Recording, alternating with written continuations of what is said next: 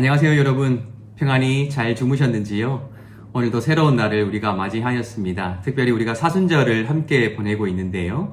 사순절을 통해서 예수께서 어떤 삶을 살아가셨는가, 어떤 길을 걸어가셨는가, 그리고 그 삶을 통해서, 그 걸어가신 길을 통해서 우리에게 무엇을 원하시는가 하는 것을 함께 묵상하는 기간이 바로 이 사순절입니다.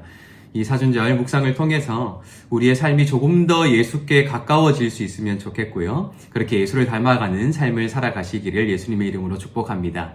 오늘 우리가 함께 읽을 말씀은 요나서 3장의 말씀입니다. 요나서는 우리가 잘 알고 있듯이 요나라는 예언자가 등장하여서 어떻게 하나님의 말씀에 순종하는가, 또 반대로 불순종하는가, 어떻게 하나님의 말씀을 선포하였는가, 그리고 그 선포된 말씀이 어떠한 반응을 이끌어냈는가 하는 것들을 소상히 기록하고 있습니다. 그런데 이 요나서는 이 하나님의 말씀, 또 하나님의 일하심이라는 하나의 방향을 가지고 있을 텐데, 이 방향 속에서 예언자라고 불렸던 이 요나가 어떤 역할을 하고 있는가 하는 것을 우리에게 잘 보여주고 있어요. 이 구도를 잘 생각하시면서 오늘 우리가 함께 읽을 이 요나서 3장 말씀을 함께 읽어보도록 하겠습니다. 제가 읽어드리겠습니다. 여호와의 말씀이 두 번째로 요나에게 임하니라. 이르시되 일어나 저 큰 성읍 니느웨로 가서 내가 내게 명한 바를 그들에게 선포하라 하신지라. 요나가 여호와의 말씀대로 일어나서 니느웨로 가니라. 니느웨는 사흘 동안 걸을 만큼 하나님 앞에 큰 성읍이더라. 요나가 그 성읍에 들어가서 하루 동안 다니며 외쳐 이르되 40일이 지나면 니느웨가 무너지리라 하였더니 니느웨 사람들이 하나님을 믿고 금식을 선포하고 높고 낮은 자를 막론하고 굵은 배 옷을 입은지라. 그 일이 니느웨 왕에게 들림에 왕이 보좌에서 일어나 왕복을 벗고 굵은 배 옷을 입고 제 위에 앉으니라. 왕과 그의 대신들이 조서를 내려 니느웨에 선포하여 이르되 사람이나 짐승이나 소떼나 양떼나 아무것도 입에 대지 말지니 곧 먹지도 말 것이요 물도 마시지 말 것이며 사람이든지 짐승이든지 다 굵은 베옷을 입을 것이요 힘써 하나님께 부르짖을 것이며 각기 악한 길과 손으로 행한 강포에서 떠날 것이라.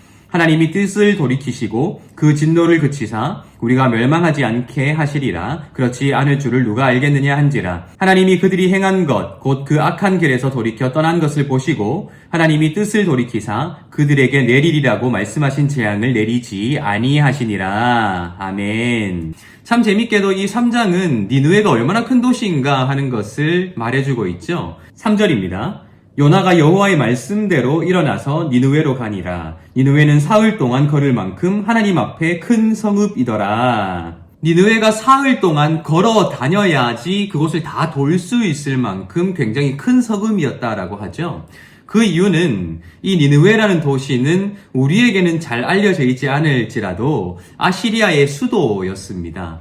그래서 사실 이 니느웨라는 도시가 고대 근동 당시에 세계를 제패했던 제국의 도시였기 때문에 당연히 굉장히 큰 도시일 수밖에 없고 굉장히 많은 사람들이 살았고 굉장히 화려한 건축물들이 건축되어 있었던 굉장히 큰 도시였죠. 또 다른 한편으로는 이스라엘을 항상 위협했던 국가가 아시리아였고요. 결국 이스라엘을 멸망시킨 국가도 아시리아였기에 그 위협에 항상 직면할 수밖에 없었던 이스라엘 사람들, 또 이스라엘 사람이었기에 항상 그 아시리아를 곱지 않은 눈으로 바라봐야 했던 이 요나의 눈에는 당연히 이 니느웨라는 도시가 마음에 썩 들지 않을 뿐만 아니라 굉장히 미움의 대상이었겠죠. 그렇기 때문에 이 요나는 하나님의 말씀을 받아서 가장 먼저 그곳으로 가기보다는 도망가려고 했던지도 모르겠습니다. 자신들의 원수였기 때문입니다. 그런데 우여곡절을 겪고 난 후에 요나가 그 땅에 가서 이제 말씀을 진짜로 전하게 되는 것이지요. 무척 재밌게도 이 니느웨는 사흘 동안 걸어 다닐 만큼 큰 도시였는데 하루 동안 그곳을 다니며 그 말씀을 전했다라고 기록하고 있습니다. 4절입니다. 요나가 그 성읍에 들어가서 하루 동안 다니며 외쳐 이르되 40일이 지나면 니느웨가 무너지리라 하였더니, 지금 이 3절과 4절의 말씀은 굉장히 재미있는 구도를 보여주고 있습니다. 니느웨는 사흘 동안 걸어 다닐 만큼 걸어 다녀야 다 다닐 수 있을 만큼 굉장히 큰 도시인데 요나는 거기서 하루 동안 다니며 외쳤다라는 것은 대충 돌았다는 것입니다. 그 땅을 다 돈 것도 아니고요. 일일이 다니면서 하나님의 말씀을 다 전한 것도 아니고 듣든지 말든지 또 자기 스스로도 열심히 외친 것도 아니겠죠. 대충 돌면서 그냥 들을 사람은 들어라, 나는 그냥 하나님께서 시키시니까 이렇게 말하고 간다라는 식으로 그냥 그렇게 말하고 갔다라는 것을 이야기하고 있습니다. 왜요? 이 요나 입장에서는 이스라엘을 위협했던 국가가 아시리아이기 때문에 굉장히 미울 수밖에 없었기 때문입니다. 놀라운 일이 일어나게 되죠. 이 니느웨의 왕, 그 아시리아의 왕입니다. 누군지는 밝혀지지 않지만 이 아시리아의 왕이 이 요나의 메시지를 듣고 회개하게 되고요. 온 도시의 사람들에게 금식을 선언하고 하나님 앞에 회개해야 한다라고 선언하게 되지요. 그리고 우리가 회개한다면 하나님께서 그 뜻을 돌이키실 줄 우리가 어찌 알겠느냐라고 이야기한다는 것입니다. 놀라운 사건입니다. 그렇죠? 9절에는 이렇게 되어 있습니다. 하나님이 뜻을 돌이키시고 그 진노를 그치사 우리가 멸망하지 않게 하시리라. 그렇지 않을 줄을 누가 알겠느냐 한지라.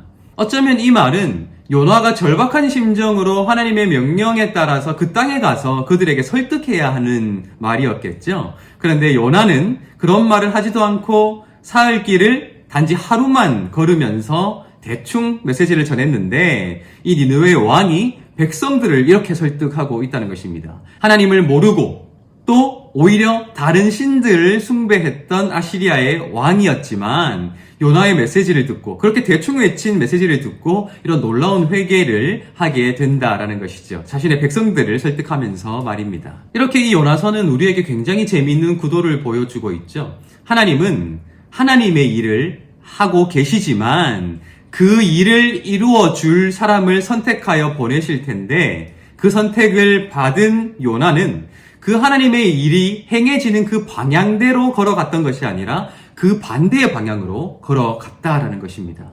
그럼에도 불구하고 하나님은 묵묵히 하나님의 일을 이루셨지요. 어쩌면 이 요나서에 기록된 이 예언자 요나에 관한 이야기는 우리의 인생이 어느 방향을 향해야 할지에 대한 굉장히 중요한 통찰력을 허락해 준다고 할 수 있습니다. 우리는 마태복음을 통해서 예수께서 예수 당신과 그리고 이 요나를 비교하고 있다는 것을 발견하게 되죠. 요나가 사흘 동안 물고기의 뱃속에 있었던 것처럼 예수께서도 무덤 속에 있게 될 것이다 라고 말씀하시면서 예수께서 당신과 이 요나를 비교하고 있다는 것을 우리는 알게 됩니다. 그런데 지금 이 하나의 예표가 되었던 요나의 삶의 모습 자체는 예수와는 완전히 다른 결을 가지고 있다는 것이죠. 예수께서는 하나님이시자 하나님의 아들로서 응당 경배를 받으셔야 하고 칭송을 받으셔야 하는 분임에도 불구하고 하나님의 뜻에 순종하여 십자가를 지는 길을 따라 묵묵히 그 길을 따라갔습니다. 순종하는 삶, 복종하는 삶, 하나님의 의와 뜻을 드러내는 삶으로 그 삶의 결을 보여주셨다는 것이죠. 그런데 이 요나는 자신의 삶으로 그 하나님의 의를 이루고 하나님의 사랑을 이루는 그 결을 따라가기보다는 오히려 그것이 싫어서 반대의 길로 걸어가는 그러한 모습을 서슴지 않고 우리에게 보여주고 있다는 것입니다. 여러분, 어쩌면 우리의 삶 역시 이 두 양갈래의 길 사이에 있는지도 모르겠습니다. 하나님은 분명히 하나님의 뜻을 이루십니다. 그리고 하나님은 하나님의 뜻을 이루시되 그 하나님의 뜻을 이루어드릴 손과 발이 될 사람들을 찾고 계시죠. 우리는 예수의 본을 받아서 그 순종의 길로 걸어갈 것인가? 아니면 요나처럼 하나님께 불순종하는 길을 걸어갈 것인가? 결과적으로 하나님께서는 그 아름다운 결과들을 만들어 놓으시고 아름다운 역사를 만들어 가실 터인데 그 역사의 끝에서 발견되는 나 자신의 모습이 한없이 하나님께 불순종하여 계속해서 멀리 나아갔던 초라한 나의 모습으로 발견될 것인가? 아니면 하나님의 뜻에 순종함으로 묵묵히 하나님의 뜻을 이루어드린 충실한 모습으로 발견될 것인가 하는 것은 우리가 선택해야 하는 문제라는 것입니다.